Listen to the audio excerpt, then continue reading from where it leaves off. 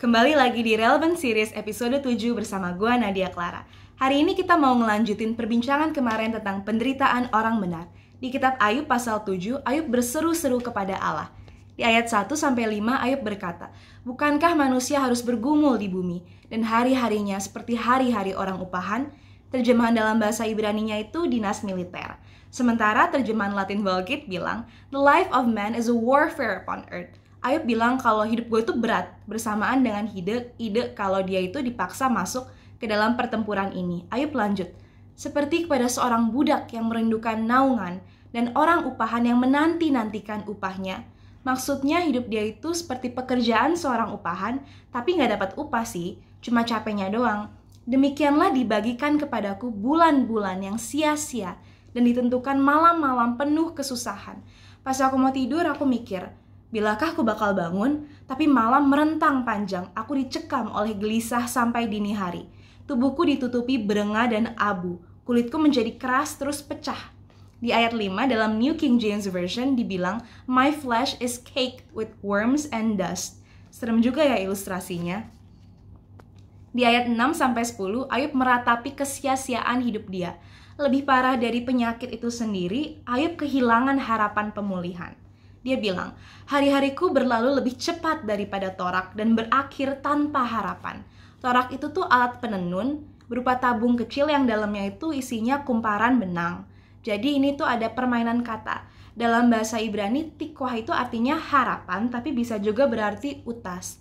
Dia mau bilang kalau hari-hari dia itu bergerak cepat, kayak puntalan penenun, dan berakhir karena kekurangan benang.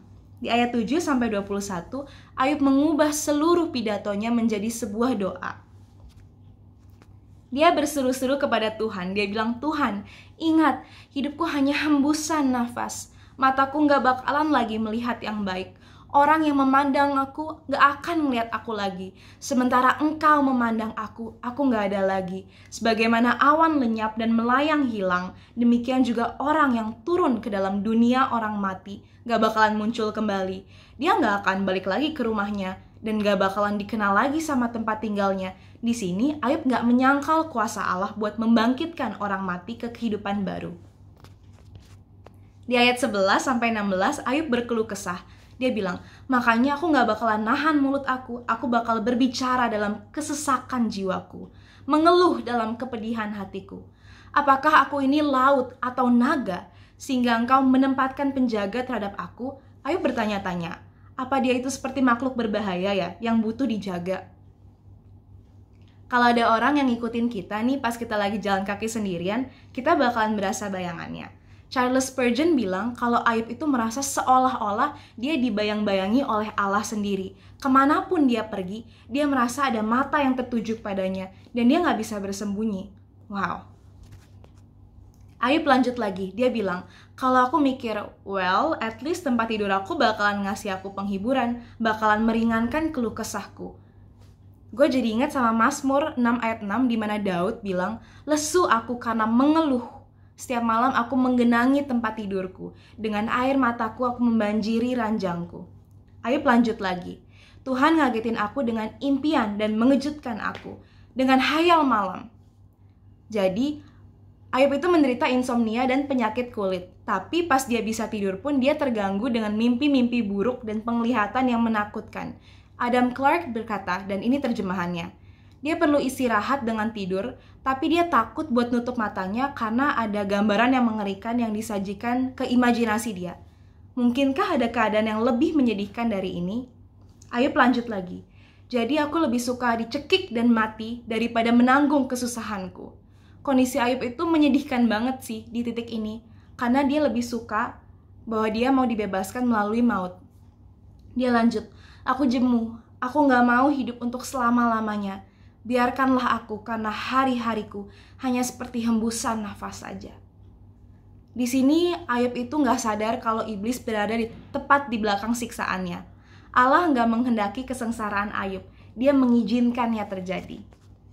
Di ayat 17-21 Ayub bertanya kepada Tuhan, "Apakah gerangan manusia sehingga dia kau anggap agung dan kau perhatikan dan kau datangi setiap pagi dan kau uji setiap saat? Bilakah engkau mengalihkan pandanganmu daripadaku dan membiarkan aku, sehingga aku sempat menelan ludahku. Menelan ludah itu ungkapan dalam bahasa Arab buat sekejap mata. Ayub bertanya, kenapa sih Tuhan gak memalingkan mukanya daripadaku bahkan untuk sesaat saja, biar gue bisa nafas nih. Oke, apa hubungannya sama kita? Menarik. Pain does strange things to people. Penderitaan itu mendistorsi persepsi manusia tentang realita. Pas ngalamin kesulitan, kita punya kecenderungan untuk ngelihat segala sesuatu dari lensa penderitaan kita. That's why kita butuh kebenaran buat filter lensa itu. Menariknya, pemazmur itu pakai kata-kata ini untuk mengagumi martabat yang dianugerahkan Tuhan kepada manusia. Bahkan, dan ini keren banget, Mazmur 8 ayat 3-6 berkata, jika aku melihat langitmu, buatan jarimu, bulan dan bintang-bintang yang kau tempatkan, apakah manusia sehingga engkau mengingatnya? Apakah anak manusia sehingga engkau mengindahkannya? Namun engkau telah membuatnya hampir sama seperti Allah dan telah memahkotainya dengan kemuliaan dan hormat. Engkau membuat dia berkuasa atas buatan tanganmu. Segala-galanya telah kau letakkan di bawah kakinya. Wow. Allah memahkotai manusia dengan kemuliaan dan hormat, terlepas dari singkatnya kehidupan kita. Mazmur 144 ayat 3-4 berkata, ya Tuhan, apakah manusia itu sehingga engkau memperhatikannya, dan anak manusia sehingga engkau memperhitungkannya? Manusia sama seperti angin, hari-harinya seperti bayang-bayang yang lewat.